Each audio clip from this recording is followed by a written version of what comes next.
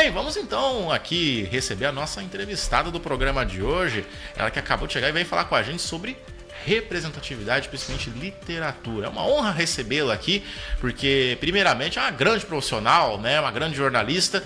Para você ter uma ideia, ela tá mais tempo que nós que estamos na comunicação hoje, é referência para a gente que trabalha nessa área. A nossa amiga Ana Maria Rodrigues Barbosa, ela vem falar com a gente sobre literatura e principalmente porque ela representou Três Lagoas lá na Bienal do Livro, em São Paulo. É uma honra ter você aqui com a gente, Ana. Muito obrigado por ter aceitado o nosso convite. Mas primeiramente eu queria te perguntar, você é jornalista, é uma grande profissional que nós acompanhamos o seu trabalho, mas por que dessa dedicação agora para a literatura e por que nesse exato momento você decidiu se dedicar a essa área tão importante? Bom dia. Bom dia. Bom dia a todos. Agradeço muito, né, pela oportunidade de estar conversando com os ouvintes da Caçula hoje, né, claro. com os internautas que estão acompanhando também, né? Sim. E, na verdade, existe um momento na vida que é agora ou nunca mais, né? Uhum. E quando você vai aproximando dos 60, eu não sei se é assim para a maioria das pessoas, mas tem sido assim para mim. Algumas decisões eu tô tomando, porque são agora ou nunca, né? Uhum. Então, a literatura, ela sempre teve ali na gaveta, eu falo nas gavetas do notebook, né? Porque hoje a gente já nem imprime muito mais, né? Não escreve, não faz manuscrito. Mas ela sempre teve ali a escrita literária. E eu sempre resisti muito ao fato de sair do trabalho, né, que é um trabalho de escrever, e continuar escrevendo em casa. Então eu ficava inventando mil coisas. Eu falo assim, até horta, qualquer coisa, jardinagem, qualquer coisa que me diz, né? E a literatura eu sempre rejeitei um pouco, porque eu achava que era uma continuidade do trabalho, vamos dizer assim. Mas o que eu sei fazer? Eu não sei escrever. É o que a gente pensa também. O principal, né? O que eu sei fazer? Eu não sei escrever. E assim, aquilo estava latente, eu com certo receio, né? Sim. Até mesmo assim, muitas vezes eu falo, todo mundo já falou tudo que tinha para falar, porque hoje está muita gente mais escrevendo, muita gente mais publicando, né? As redes sociais permitem que as pessoas tenham seus canais de literatura. Então, a minha questão era um pouco assim, de resistência mesmo. E aí eu falei, vou testar, né? Por que não? Né? Eu posso dar com os burros na água, pode não virar nada, né? Pode, mas assim, pode também ser, né? Por que não? Eu sempre escrevi para comer, vamos dizer assim, agora eu vou escrever para viver. Sim. Você falou essa questão de procurar algo, era uma distração para você, né, no início? Seria numa distração. Então, eu colocava como uma distração, mas uma distração que era muito semelhante com o meu trabalho. Sim. Porque escrever literariamente também é um exercício de escrita, é um trabalho também, claro. Né? Não é só o prazer, veio, surgiu, eu botei para fora. Não é assim.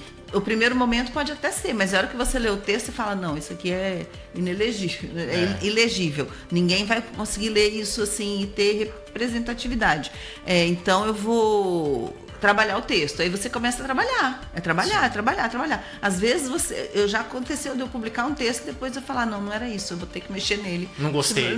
Para uma pública, não é que eu não gostei, algum detalhe, sabe? Aquela coisa que vai arrematar, aquela coisa que vai encantar mais, né? Que vai falar porque a literatura, toda palavra, ela é para convencer, para chegar no outro, para falar com o outro, né? Para tocar o outro, né? Até a nossa linguagem jornalística, a gente quer que o outro entenda o que aconteceu, as pessoas estiverem envolvidas, as consequências dos fatos, né?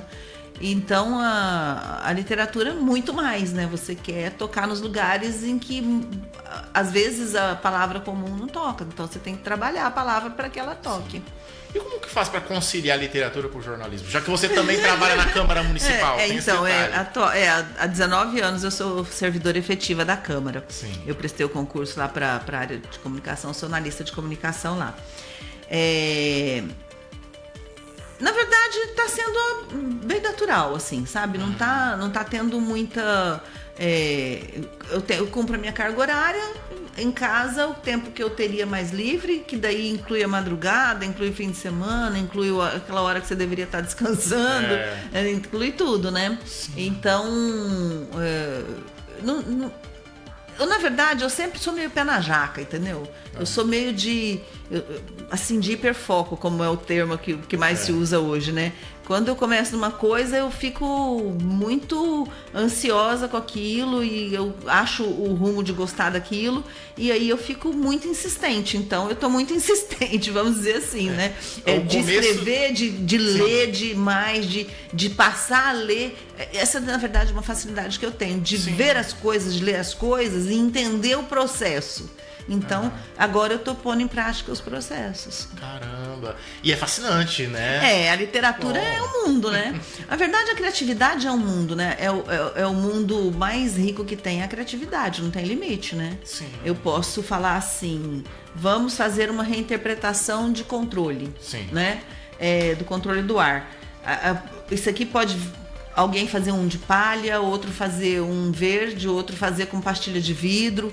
Então, assim, é muito incontrolável, assim, no sentido da riqueza, da abundância, né? A criatividade é abundante, então tá aí agora pra eu ver se eu dou conta. Mas tem dado certo, isso é importante. Você teve até na Bienal? Ainda não estive. Estarei. A Bienal é em setembro. Em setembro? De 4 a 12 de setembro. Eu estarei na Bienal. Você vai com 4 obras. Com 4 obras. Não é nenhuma exclusiva. São obras de coletâneas, né? De antologias que algumas editoras, elas tipo lançam um prêmio, lançam um concurso e aí fazem recebem os textos, fazem a curadoria, né? Sim.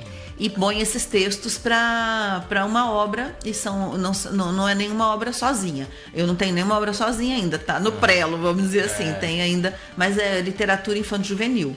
É uma área que eu sempre gostei muito, eu gosto muito de criança e de adolescente e de jovem. Quando eu era jovem, eu gostava de idosos, agora eu gosto dos jovens. Mas você é jovem ainda, não tem importância não. Não, na verdade, eu acho que eu não tenho juízo nem de 40. Que isso. Todos nós somos jovens, independente da idade. Inclusive, você falou do conto infantil, o conto chama-se Os Segredos do Escuro. Eu tenho... Esse é um que vai sair na coletânea. Os Segredos do Escuro, ele trata o medo do escuro, né? Na verdade, ele tem estrutura para ser publicado como um livro, sozinho, infantil no caso. Só que assim, como eu tenho o contrato com a editora de manter exclusividade até o lançamento na Bienal, que esse é um dos contos que vai lançar na Bienal. Então eu tenho que eu já estou trabalhando ilustração, tudo, para poder depois, até o ano que vem eu vou conseguir, se Deus quiser, fazer um monte de lançamentos, porque é aquilo que eu te falei, eu tenho pressa, né? Agora ou nunca. É importante, é uma única oportunidade, às vezes vai naquela oportunidade, às vezes dá o objetivo que você quer, né? Que é o mais importante. E principalmente eu queria falar sobre as suas inspirações. Tá. As minhas inspirações são as mais ordinárias possíveis, são as do dia a dia, né? A inspiração de qualquer pessoa que gosta de leitura. De leitura, né? Então, as minhas inspirações como leitura, eu tenho uma mãe, assim, que é a Adélia Prado, que é uma poeta mineira. A Adélia Prado sempre foi aquela que falou mais comigo, assim, que toca lá naqueles cantinhos, assim, de mulher do interior, de mulher caipira, né? De mulher que viveu essa transição, né? Entre uma sociedade muito inicial, assim, em tecnologia, né? Uma sociedade muito diferente. A gente atravessou essas duas, né? Esses dois mundos, vamos dizer assim, né? É que eu falo, que eu nasci em Três Lagoas, nos anos 70, tinha práticas, assim, na minha família que eram medievais, né? E hoje a gente conversa com a IA, se foi o caso, né? Quando eu comecei no jornalismo para fazer uma live, que era um link que chamava, para fazer um ao vivo, precisava de um caminhão, né? A Rede Globo estacionava um caminhão na frente do lugar onde ela ia fazer o link e com toda aquela parafernália tecnológica daquela época para conseguir fazer uma unidade móvel e muitas vezes dava ruim ainda, caía o link, dava problema. Fazer um link era um teste para ver se você ia ter emprego no dia seguinte. Tem muita gente que não conhece a transmissão via satélite ainda, né? Então você tinha e era uma unidade móvel absurda. Hoje eu faço uma live, né? Eu faço uma live com pessoas no mundo inteiro.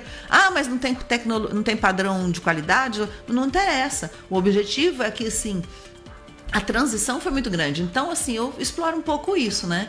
E eu gosto muito de escrever sobre o anacronismo, assim. Eu até brinco, anacrônicas, né? Porque eu gosto de escrever crônicas e eu gosto de falar do meu anacronismo, né? Onde eu ainda tô anacrônica, onde eu ainda tô lá nos anos 80, 90, porque são as minhas raízes, né? Sim. Então, assim, e são raízes bem diferentes. Eram raízes bem fincadas na terra mesmo. Hoje a raiz é a nuvem, né? Hoje todo mundo liga ali tecnologia e tudo mais, né? E é importante você falar isso, até primeiramente nas suas obras, né? Que são obras específicas, que falam bastante de você, principalmente, né? Isso é importante, dar esse seu olhar para uma obra, de algo que você viveu, de algo que você conheceu e colocar essa sua realidade dentro dessa obra? Então, o que acontece? Esse era um dos meus empecilhos também. Falo, o que a minha vida tem com isso? O que eu tenho de tão extraordinária para poder colocar isso em texto para eu querer falar com outras pessoas? Sim. Eu sou uma simples senhorinha do interior do fim do mundo. Eu pensava assim, né? Não que eu ache Três Lagoas fim do mundo, porque hoje no fim não existe fim do mundo mesmo, mas graças a Deus, né? Mas era uma visão que eu tinha lá nos anos 90, lá no começo dos anos 2000. Falar de mim... Então, assim, na verdade, eu falo de mim, mas eu falo de uma mulher, né? Que é essa que eu tô falando, que é essa mulher que está nessa transição, que tem um olhar para a vida, que tem as minhas experiências vividas, que tenho a realidade dos meus filhos, que tem a realidade da minha família, que tem dos meus amigos e que tem a do mundo inteiro, né? A qual eu tenho acesso. Então, eu tive que perder o pudor, entendeu? De fazer isso. E a primeira vez que eu fiz, eu ganhei um concurso de crônicas de uma editora paulistana. Sim. Ganhei dinheiro com isso. Eu sou capricorniana, adoro ganhar um dinheiro com o suor do meu trabalho. Mas quem não gosta? Quem não gosta? Adoro o dinheiro do suor do meu trabalho, com o suor do meu trabalho, eu vou dizer bem, entendeu? Sim, e aí, no caso, eu entendi, eu tive um feedback, né? Eu tive uma validação de que falar de mim refletindo todo. Normal. Não tem importância. Refletindo todo é importante, sim, né? É uma visão. Porque assim, a Adélia Prado fala dela, a Clarice Lispector fala dela, né? A Marta Medeiros fala dela, a Carla Madeira fala dela. Estou falando das mulheres, porque existe um grande movimento hoje do Leia Mulheres, né? É um movimento assim que as editoras fazem, elas focam muito na escrita feminina. Na escrita feminina não só, na escrita indígena, na escrita de não minorias, assim, identitárias, né? Claro. Onde a gente entende que é um lugar de fala. E isso é muito importante, porque assim, essas mulheres todas, elas trazem a bagagem. Você não né? Você não tira tudo que você tem. A não ser, mesmo Fernando Pessoa, né? Naquela época que ele tinha lá todas aquelas personalidades, né? Que ele tinha todos aqueles heterônimos, ele trazia o Fernando Pessoa para aqueles personagens autores, né? Então tem uma importância, sim. Você não pode falar, eu sei, eu gosto, eu faço. Eu não faço isso, porque assim, quando eu falo eu sei, eu falo do eu sei do que eu acho pra mim, porque na verdade o eu sei da gente é sempre um eu acho, não é verdade? Sim. É o melhor jeito de ter um eu sei, né? E é importante também, porque você falou, até voltando no assunto da tecnologia, tem até a sua obra, que é a Vozes Narrativas, que também tem ali o QR Code. Isso, tem a versão com QR Code que o pessoal lê também, né? Pra ouvir também. E pra ouvir, tem o pessoal que gosta. E é importante porque, como você falou, hoje tecnologia tá tudo quanto é lugar. O pessoal no celular, ela entra ao vivo de qualquer ponto do mundo. Rafael, eu tenho um princípio assim, que pelo menos nas minminhas obras infantis e infanto-juvenis, quando eu escrever para infâncias, quando eu publicar para infâncias, todas as obras já está programada em produção, vai ter QR Code direcionando para áudio e para audiodescrição. Bacana. Porque assim, para dar mesmo acessibilidade, né? Para garantir acessibilidade para quem não tem, para quem tem essas deficiências. Sim. E também para ter essa outra opção. mas quem vai narrar? Tem coisa que eu tô narrando, tem coisa que algumas pessoas que eu conheço estão me ajudando, né? Sim. Vão me ajudar, já estamos conversando, mas todas vão ter. E as obras infantis também, todas vão ter um QR Code direcionando para roteiro de leitura para professor entender, porque as minhas obras, elas trabalham, porque eu não consigo deixar o cacuete do jornalista, né? Elas sempre vão, ela faz poesia, mas eu falo de coisas que poderiam entrar na sala de aula. Sim, sim. Como tema transversal, de meio ambiente, de comportamento, de linguagem, né? De literatura mesmo. Então, eu pretendo, assim, é um compromisso que eu tenho estabelecido comigo, que elas tenham essas extensões, né? Para que, assim, o professor possa entender como ele pode trabalhar em sala de aula e para que as pessoas, se quiserem ouvir ou se necessitam ouvir, né? A audiodescrição elas têm. Que bacana. E tudo isso é importante porque tudo vai no final, que é a leitura. A leitura. Que é importante, a literatura. E hoje, né, infelizmente, a sociedade peca tanto em não ler livros, né? Eu falei até uma questão até esses dias. Infelizmente, tem muita gente que não conhece, nunca pegou um livro na mão. É triste a gente ver isso. E olha onde eu tô me metendo. Mas é verdade. Tem gente que desse negócio. Pegou um livro na mão pra ler só no celular. E era tão bacana na época que a gente ia na biblioteca pra fazer uma pesquisa, pra fazer um estudo. Tinha que ler o livro, tinha que ler enciclopédia pra ir atrás, então, gente. Eu acho que assim, eu não tenho ideia muito bem da primeira. Assim, eu comecei a minha vida de leitora lendo Tio Patinhas, lendo Walt Disney. Eu comecei então, lendo assim, Turma da Mônica. Eu não sei, assim, naquela época tinha banca de jornal, de revista aqui em Três Lagoas, né? Tinha uma banca até perto da minha casa, eu morava ali perto de Fernando Correia. Tinha uma banca por ali e meu pai comprava sempre. E eu lia para minha avó, que a minha avó era analfabeta. Sim. Eu adorava não só ler, mas ler para minha avó. Claro, né? Claro. Então, assim, olha, isso é um livro que a Adélia Prado, que é um livro que eu te falei. A Adélia Prado, olha como é que tá, porque é consulta para mim, você entendeu? Para mim é pão diário, eu vou lá, eu leio. Às vezes eu quero entender alguma coisa de uma estrutura, eu vou lá e leio de novo. Então, essa manualidade, né, essa materialidade do livro, ela é muito importante. E aí o primeiro livro que eu li mesmo, eu até essa semana pensei que eu vou reler. Chama O Homem que Calculava, do Malbataan. Eu nem sei se a pronúncia do nome é essa mesmo, tá? Que é THA, se eu não me engano. É a lembrança que eu tenho lá, que eu devia ter uns 10, 11 anos no máximo. Sim. Foi o primeiro livro assim mesmo que eu li na biblioteca do Fernando Correia. E eu lembro que estava todo mundo muito empolgado com a festa junina e eu estava empolgada com o livro. Então, assim, já tinha aquilo ali. E esse acesso à leitura desde cedo, uma leitura que te marca, uma leitura... Porque, na verdade, eu não me lembro muito bem da história. Eu me lembro da minha busca pelo livro, da minha empolgação pelo livro. E eu lembro do entorno. Então, por isso que eu até quero ler novamente. Mas, assim... A leitura, ela poderia ser descartável. Ela poderia. Precisaria ler. Por que eu leio literatura? Por que eu leio ficção? Né? Por que eu vou me basear em mundos criados? Né? Por que eu vou ler poesia? Que a pessoa olha a pedra e vê eternidade. Né? Se aquilo é pedra mesmo, aquilo não é eternidade. Né? Então, para que serve isso?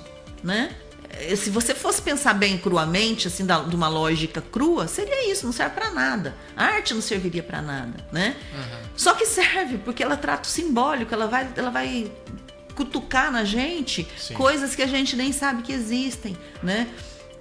Que essa eternidade, essa imaterialidade, essa coisa que não se toca, essa coisa... E isso é muito importante, porque nós não somos seres só reais, só do material. Nós somos seres simbólicos, né? Quando eu falo eu te amo, ou quando eu falo você tá linda, ou quando eu falo você não presta pra nada, tem um mundo simbólico aí envolvido. Pra né? tudo tem uma simbologia. Exatamente. Né? E é muito importante isso.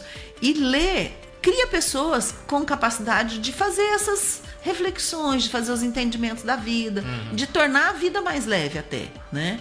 Em alguns casos não, pode até tornar mais pesado, mas tornar mais pesado também pode ser bom, porque você vai entender que aquilo também tem que cortar na carne, né? Claro, claro. A leitura forma pessoas, né? Forma cidadãos, que é mais importante. E não só a leitura que eu estou dizendo, a leitura, vou ler livros sobre política, eu vou ler livros sobre matemática, eu vou ler livros sobre física, astrofísica, sobre qualquer outra coisa assim. Mas é isso que eu tô falando mesmo, a literatura, né? Eu tenho um ícone, agora eu falo que é até quase meu crush, que é o Ailton Krenak. Ailton Krenak é um escritor contemporâneo, né? Um indígena, e é uma liderança, não só uma liderança do ponto de vista político, mas intelectual dos indígenas. E ele tem um livro chamado A Vida Não É Útil. Em que ele trata essa inutilidade que a vida tem. Porque, na verdade, por mais que a gente construa, você passou, acabou, né? Vai embora. A tua vida não é uma inutilidade se não presta para nada, entendeu? Presta, a vida presta, sim, né? Sim. Mas, assim, a gente tem que aprender a fazer as coisas para viver, para simplesmente existir, para viver, para entender, para estar aqui. Eu tô aqui, tô de presença presente, né? Claro, que é o mais importante. E até mesmo uma questão bem necessária, Ana, como você é uma grande profissional e também está nessa área, é importante a necessidade de ter mais mulheres também na literatura. Sim. Porque assim, infelizmente a gente fica falando e tem muita reação, né? É feminista, aquelas coisas assim.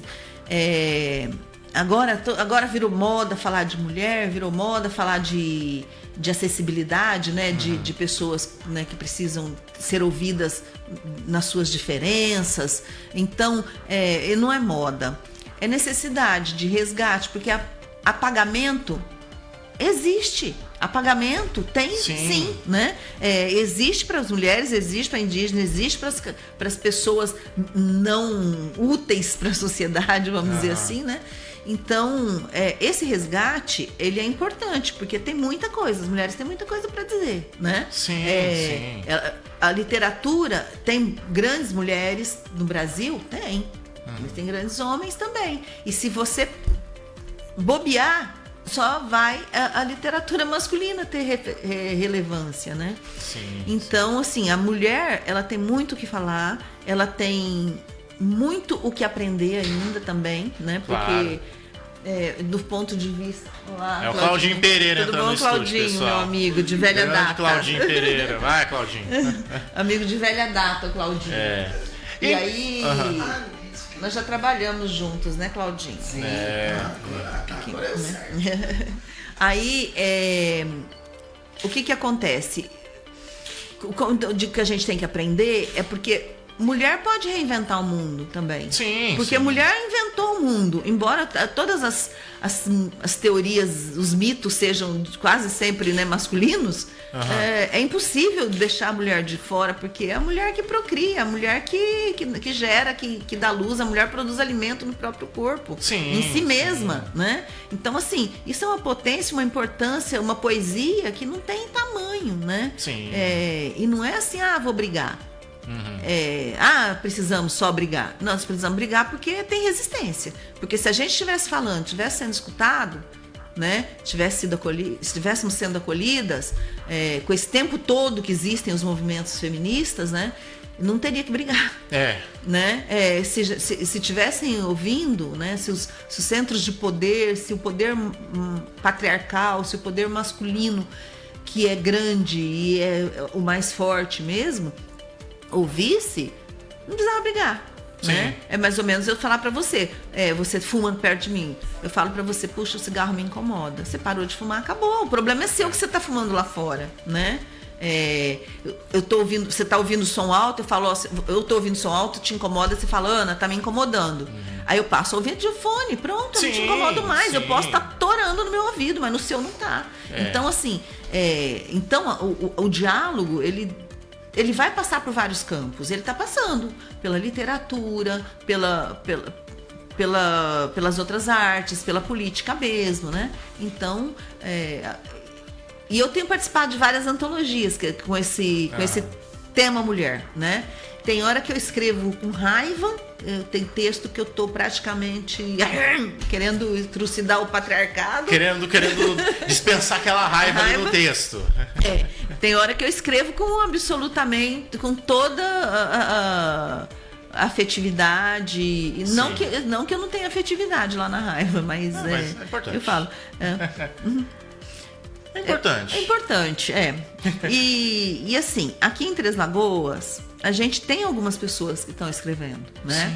Sim. E assim, na verdade, tem movimentos se formando a partir da importância que eu vou falar agora da Lei Aldir Blanc, que foi a lei de emergencial, né? A lei emergencial na época da pandemia, para artistas, para o mercado artístico, sim, né? Para o fazer cultural.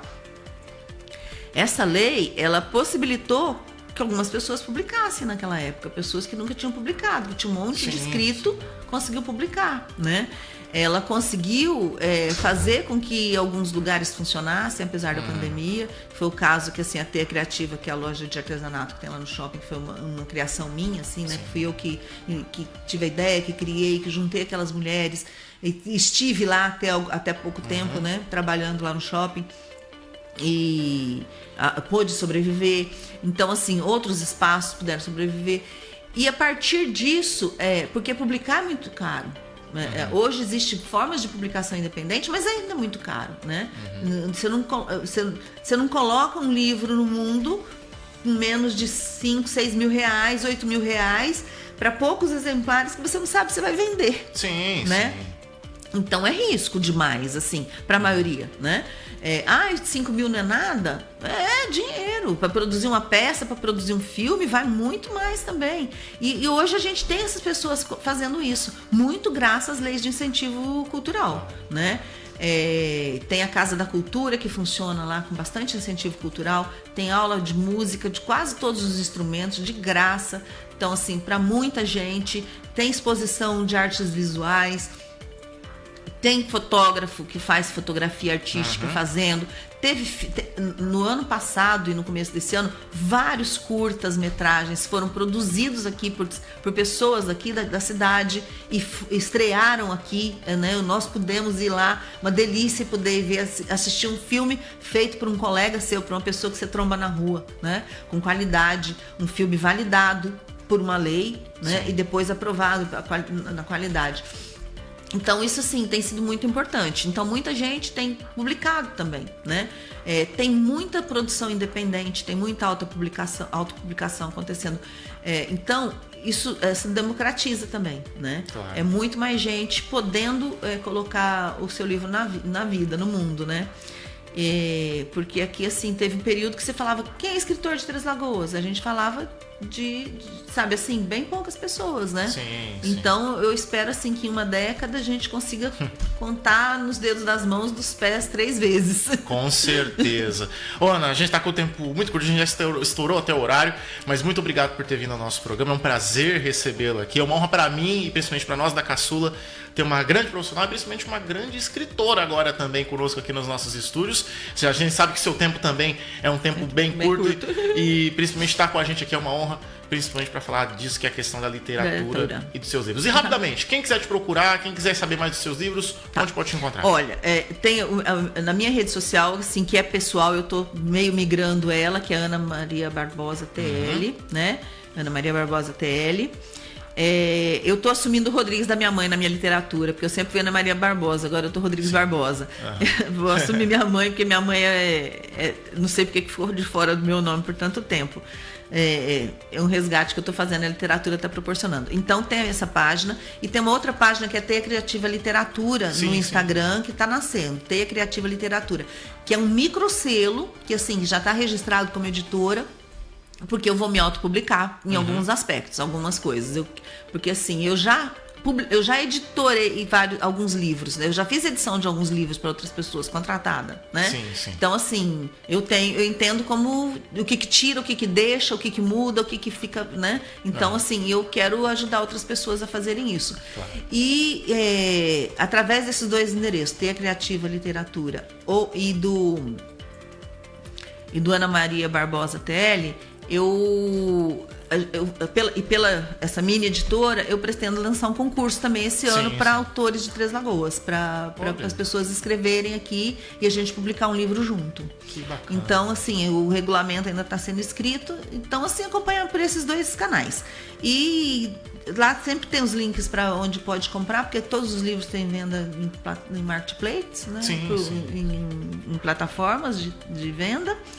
E é isso. Isso aí. Obrigado, viu? Muito obrigada a você por me trazer aqui. Claro, com certeza. Tá bom? E o Claudinho tá te esperando ali fora. Tá Acho que ele quer falar com você.